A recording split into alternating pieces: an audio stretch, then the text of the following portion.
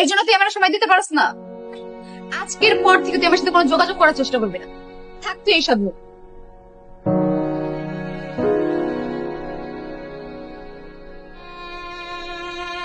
ইস, কেন যে আবিরকে থাপ্পড়টা মারলাম।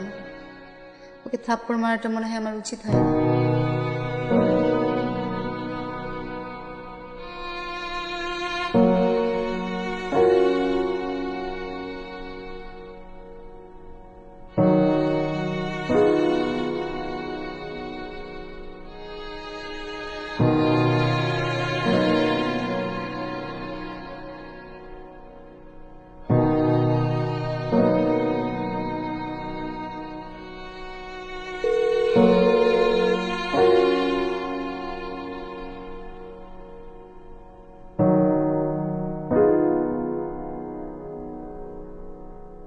আপনি যে নম্বরে কল করেছেন তা এই মুহূর্তে ব্যস্ত আছে।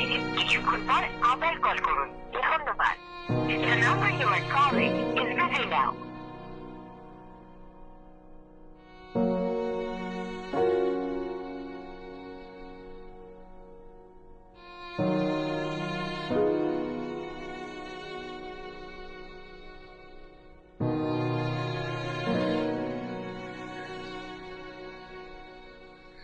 আবির, তোমার সঙ্গে আমার ইম্পর্টেন্ট কথা আছে।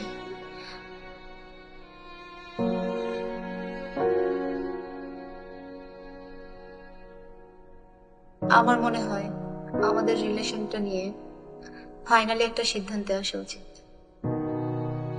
আমি আগামীকাল সকাল 10টায় রেস্টুরেন্টে তোমার জন্য অপেক্ষা করব।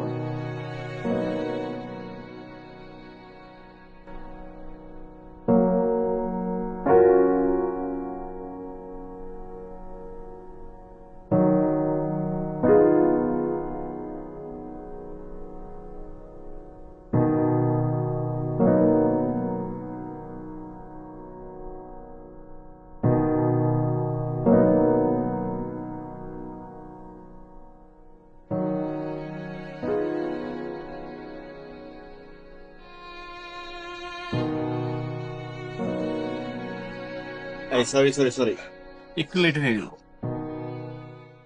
একটু? তুমি তো বরাবরই লেট করে আসো। যাই হোক, তুমি যে সময় বের করে এখানে অব্দি আসছো এটাই অনেক। আচ্ছা, তুমি কি কিছু অর্ডার করছো, কিছু খাইছো?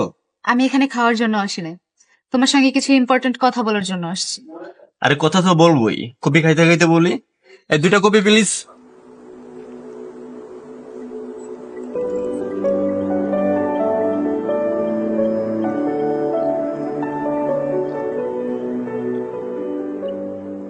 দেখো আবির, তুমি এখন যে প্রফেশন নিয়ে আছো এটার কোনো ভবিষ্যৎ নেই। এদিক দিয়ে বাবা আমাকে বিয়ের চাপ দিচ্ছে, আমি আমার বাবাকে কি বলবো? তুমি ছোটখাটো একটা কাজ করো, তাহলে তো আমি আমার বাবার সামনে তোমাকে প্রেজেন্ট করতে পারবো। আমি বলতে পারবো যে না, আমি যাকে ভালোবাসি সে একটা কাজ করছে। তুমি তো জানো আমার ফিল্ম ডিরেকশন নিয়ে কত স্বপ্ন। আমি এখন নদীর মাঝখানে আছি, একুলে তুমি, ওকুলে আমার ফিল্ম ডিরেকশন। আমি তোমাকে হারাতে পারবো না, আর আমি আমার স্বপ্নটাকে ছাড়তে পারবো না। দেখো, তোমার হাতে হয়তো বা অনেক সময় আছে, আমার হাতে তেমন সময় নেই।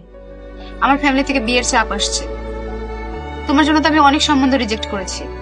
এভাবে আর কতদিন? তুমি তো আমার এই হাতকে ধরেছিলে, তুমি তো বলেছিলে তুমি আমার সুখে দুঃখে সবসময় পাশে থাকবে, আমার স্বপ্ন পূরণে সহযোগিতা করবে। দেখো আবির, আমি তোমার এই স্বপ্ন পূরণের পাশে থাকতে পারবো। আজকে তোমাকে একটা সিদ্ধান্ত জানাতেই হবে, হয়তো তুমি ফিল্ম ডিরেকশন বেছে নিবে, আর না হলে তোমার লাইফে আমাকে বেছে নিবে। দেখো, আমি আমার স্বপ্নটাকে প্রাধান্য দিতে চাই, কিন্তু আমি তোমাকে সত্যি ভালোবাসি। তুমি যদি আমার স্বপ্নটাকে আমাকে মেনে নিয়ে আমার পাশে থাকতে চাও, তাহলে থাকতে পারো, নয়তো ভালো থাকো।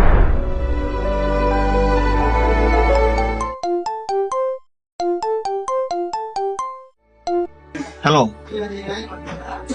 Set ready? ওকে, আমি এখনই আসতেছি।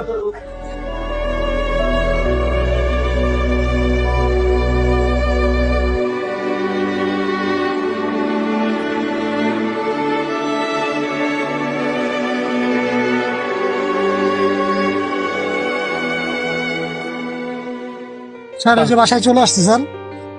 আমার মনে হয় প্রতিজ্ঞা ভঙ্গ করার জন্য বেশি কিছু না, আমার স্বপ্ন পূরণ করার কারণটাই যথেষ্ট ছিল।